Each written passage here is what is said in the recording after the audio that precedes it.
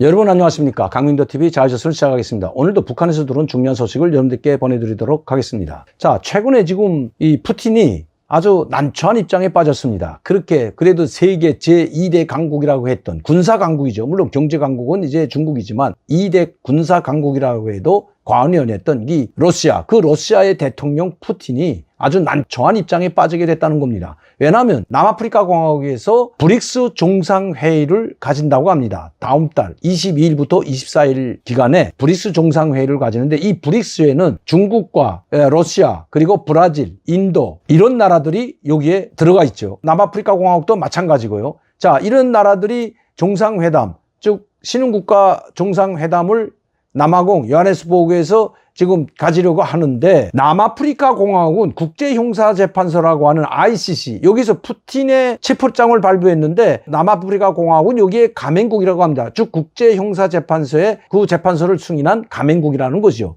그렇게 되면 푸틴이 여기에 오게 되면 전쟁 범죄자로 ICC에서 체포장을 발부하기 때문에 협조할 의무가 있다는 거죠. 이 푸틴 대통령이 중국에 가게 되면 중국에서는 집행을 안 해도 됩니다. 왜? 중국은 ICC에 가입하지 않았기 때문이죠. 의무가 없는 거죠. 그러나 남아공은 다르다는 겁니다. 그래서 지금 딜레마에 빠졌다는 겁니다. 남아프리카 공화국에서는 가장 최선의 방법은 푸틴이 오지 않는 것이다. 야, 이거 푸틴에게 그야말로 모욕적인 일입니다. 자, 이런 일이 북한에서 일어난다면, 자, 북한이 계속해서 국제질서를 위반하고 이사회의 교리를 계속해서 위반한다면 이제 김정은에게도 국제형사재판소에서 체포장을 발부할지도 모릅니다. 왜? 세계 인권 무대에서 이미 북한은 북한 주민들이 2명 중 1명은 영양실조로 굶어 죽어가고 있다는 것을 국제식량기구가 발표했을 뿐만 아니라 인권의 사각지대, 인권의 불모지대로 낙인 찍힌 것은 오래기 때문입니다. 자기 수많은 국민들을 굶어 죽이면서 미사일과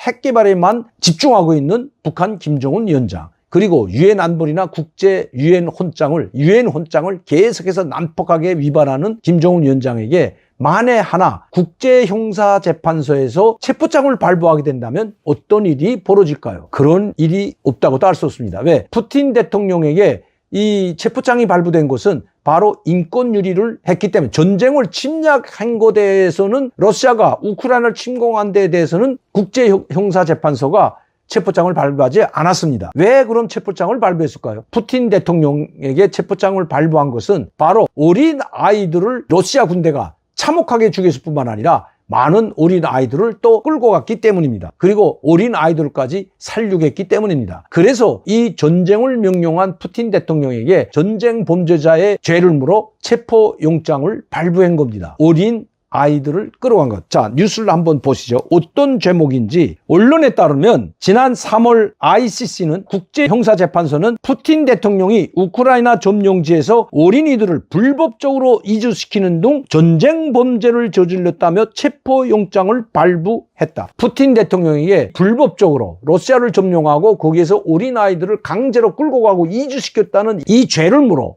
푸틴 대통령에게 국제형사재판소 ICC가 체포장을 발부했다면 지금 북한 주민들의 인권이 무참히 짓밟히고 수많은 사람들이 굶어 죽고 총살당하고 하는 죄를 물어 바로 김정은 위원장에게도 국제형사재판소에서 체포영장을 발부할 수도 있다는 겁니다. 그렇게 되면 ICC에 가입한 나라들, 물론 전 세계가 다 가입하진 않았지만 그 중에서 중국이나 이런 데는 가입하지 않아서 중국에 같은 경우는 가도 되겠지만, 싱가포르가 됐든 아니면 미국과의 정상회담을 위해서 제3세계에 간다고 해도 이건 상당히 위험한 상황이 될 겁니다.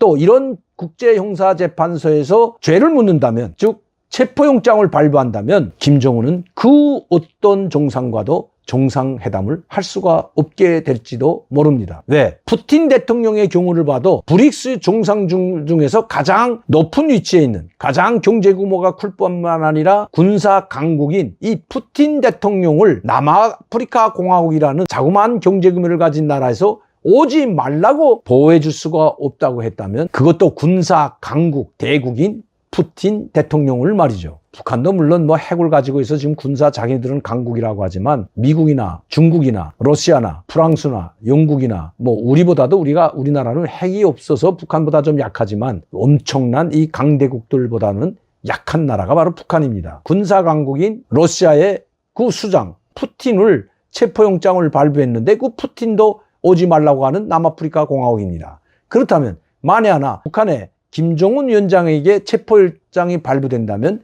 아마 김정은 위원장은 단 한 발자국도 북한을 떠나지 못하는 그런 위치에 놓이게 된다는 거죠. 지금 북한 내부, 특히 고위 관료들 중에서 그렇게 될까봐, 푸틴 대통령의 전초를 밟을까봐 전전긍긍하고 있다는 것이 북한에서 온 소식입니다. 국제형사재판소, 지금 김정은 위원장을 주시하고 있는지도 모르기 때문이죠. 오늘도 강민도TV 자주선 시청해 주신 여러분들께 진심으로 감사를 드립니다. 저는 내일 이 시간에 다시 뵙겠습니다. 감사합니다.